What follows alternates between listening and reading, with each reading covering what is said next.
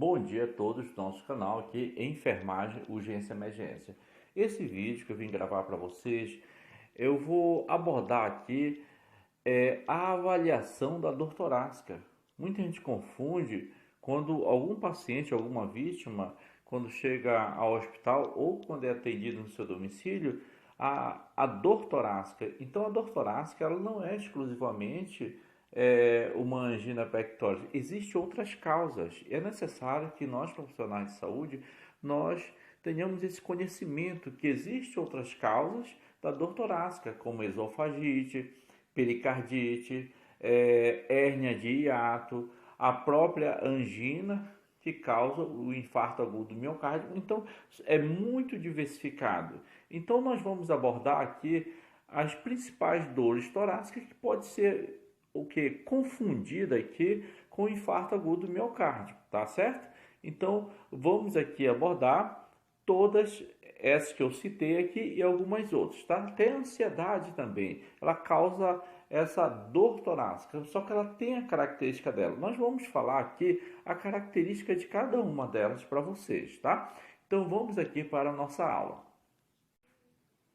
Vamos lá, pessoal. Então abordar aqui os principais tipos de dor torácica. Tem angina do peito, infarto do miocárdio, pericardite, dor pleurítica, dor esofágica e ansiedade. Então, nós listamos aqui para vocês seis tipos de situações que causam dor torácica. A angina do peito, nós não vamos chegar e vamos detalhar para vocês. A angina instável e estável, não. Nós vamos falar sobre as características, causas e fatores precipitantes. Quais são as características da angina do peito? A mesma coisa do infarto do miocárdio. A pericardite, que é uma inflamação no pericárdio, ela causa também dor torácica. Nós vamos também enfatizar as características dessa dor. Quais são os fatores desencadeantes dela? As características dessa dor. Dor pleurítica também é uma inflamação na pleura, essa membrana que envolve essa víscera, o pulmão, né? Então, quando tem alguma inflamação, também causa dor torácica. A dor esofágica também, ela causa dor torácica e ansiedade. A ansiedade, ela causa dor torácica localizada.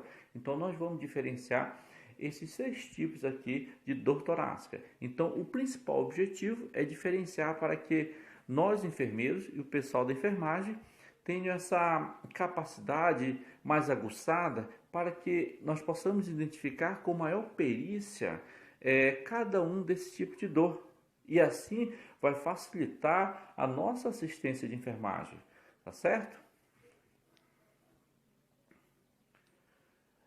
Então, angina do peito. Quais são as características, a localização e a irradiação dela? Então, a angina do peito, o paciente ele apresenta uma dor subesternal, que eu posso usar também a expressão dor retroesternal, tá? Porque fica por trás do externo. Então, e essa dor, ela se irradia-se para o tórax todo o tórax, tanto do lado direito quanto do lado esquerdo, tanto do lado direito do externo quanto do lado esquerdo do externo. E também ela vai se irradiar também para os 2 membros superiores. Além disso, essa dor ela vai irradiar-se para o pescoço e para a mandíbula. Sim, qual é a duração dessa dor? Ela tem uma média aí de 5 a 15 minutos. Essa dor ela perpetua, ela permanece. Então, quais são os eventos precipitantes? Por exemplo, o esforço físico é uma delas. Quando o paciente ele realiza algum esforço físico, ele vai realizar o que a gente chama de manobra de Valsalva. Então, isso vai desencadear também a dor torácica, que nós chamamos de angina pectoris. Se tem algum comprometimento na artéria coronária, alguma obstrução parcial, quando ele faz um esforço em excesso, ele pode vir a apresentar angina. A emoção também, ela causa dor anginosa. A alimentação e também a fritura. Quais são as medidas de alívio? Então, essas medidas de alívio são o repouso. Quando tem o repouso, tu diminui teu gasto de energia e assim tu vai guardar um pouquinho mais de oxigênio para os tecidos, tá certo? E também a nitroglicerina, que ela causa o quê? a vasodilatação da artéria coronária, vai facilitar a perfusão de sangue, possivelmente vai oxigenar melhor os tecidos do miocárdio. Além disso, a oxigenação também. O oxigênio, ele ajuda a aliviar a dor. Por exemplo, tu recebe um paciente numa emergência, um dos objetivos na assistência é melhorar essa oxigenação nesse tecido. Então, tu vai colocar o paciente em oxigenoterapia, tá certo?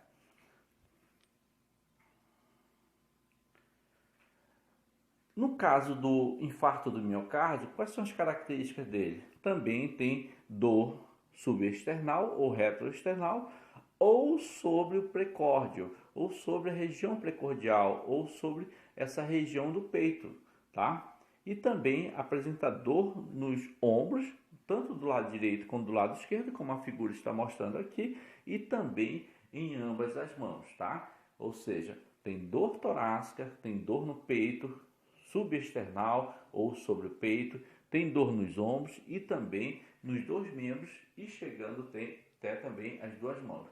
Sim, qual a duração dessa dor? Mais de 15 minutos do infarto do miocárdio, que ela vai evoluindo, tá certo? Quais são os eventos precipitantes, então? Pode ser espontaneamente, você pode estar em repouso ou fazendo alguma atividade física, ela desencadeia espontaneamente. E muitas vezes, quando ela se desencadeia, é consequência de sequelas da angina instável. Só lembrando aqui para vocês, a angina instável ela acontece mesmo o paciente estando em repouso. Vocês não podem esquecer isso daí. Então, quais são as medidas de alívio? Então, a morfina, que é que vai analgesiar, né? A morfina é um deles. E também a reperfusão da artéria coronária. Quando falo em reperfusão da artéria coronária, é uma reperfusão com sucesso. Por exemplo, o sangue não está conseguindo passar, perfundir pela artéria coronária, onde realiza a reperfusão desses locais. Tá certo? Então, o infarto do miocárdio, acabamos de abordar a característica dele. Vamos para o outro. A pericardite, pessoal. Quais são as características da pericardite? O paciente ele começa a apresentar dor subesternal aguda e intensa ou dor do lado esquerdo do externo, tá? E devido ao que? A anatomia do coração, ele tem a estrutura dele é um pouco desviado para a esquerda.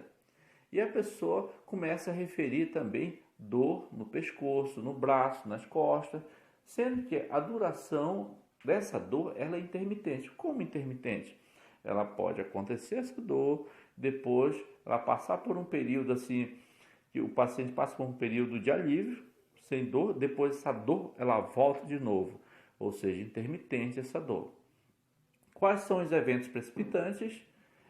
Os eventos precipitantes, então, é de início súbito. A dor aumenta com a inspiração. Quando o paciente inspira, essa dor ela vai aumentar. Aumenta também com a deglutição, tosse ou rotação do tronco, tá certo? Quais são as medidas de alívio? O que eu posso fazer para melhorar a minha assistência, para aliviar essa dor? Eu posso colocar essa vítima, ou esse paciente em uma posição sentada e realizar a medicação dela prescrita pelo médico. Pode ser analgésico ou anti-inflamatório que ele pode prescrever. Então você coloca na posição dessa pessoa, desse paciente ou desse cliente, ele vai ficar numa posição ereta, sentada, tá? E você vai realizar a analgesia desse paciente. No caso da dor pleurítica, o que é a pleura? A pleura ela envolve essa víscera que nós já conhecemos, que é o pulmão, né? Então, existe a pleura visceral e a pleura parietal. Então, quando ela está inflamada, ela causa também desconforto torácico. Quais são as características, então, quando ela está inflamada? Então, a dor, ela origina-se na porção inferior da pleura. Qual é a porção inferior da pleura? Aquela região que fica ali onde fica o diafragma, tá? Que divide o tórax do abdômen. Então, pode ser referida nas margens costais inferiores do abdômen. Ou seja, ela é referida geralmente nessa região aqui, onde a gente delimita aqui, bem abaixo, onde tem a seta. essa setinha que está delimitando aqui, e eu coloquei aqui essa linha demarcando e dividindo o abdômen superior do tórax. Então, o paciente ele pode queixar dor nessa região e ele pode também localizar essa dor. Então, o paciente pode ser capaz de localizar a dor e assim facilita até o diagnóstico, tá certo? Então, qual a duração dessa dor? Então, é mais de 30 minutos. Paciente queixa, dor nessa região, então essa dor ela se prolonga por mais de 30 minutos. Quais são os eventos precipitantes? Então, ela pode acontecer espontaneamente e durante a inspiração. Quais são as medidas de alívio? Repouso, tratar a causa subjacente, como pode ser a inflamação da pleura, e usar broncodilatadores, se precisar. Isso se for prescrito pelo médico, tá certo? A dor esofágica também, ela causa dor torácica. Então essa dor torácica, ela se irradia para o tórax todinho e também para a região epigástica. Então, essa dor esofágica, ela pode ser causada por uma hérnia no hiato. A hérnia no hiato é aquela região que tem a região do hiato aonde passa o esôfago através de um orifício ou de uma região que fica no diafragma, tá certo? Então essa região pode apresentar uma herniação, por isso chamamos de hérnia de hiato. E também a esofagite de refluxo ou espasmo. Ela pode causar então dor esofágica que nós chamamos. Quais são as características? Geralmente o paciente começa a apresentar dor subesternal ou retroesternal. Essa dor também ela pode ser projetada ao redor do tórax ou até mesmo chegar aos ombros. E a duração dessa dor de 5 a 60 minutos.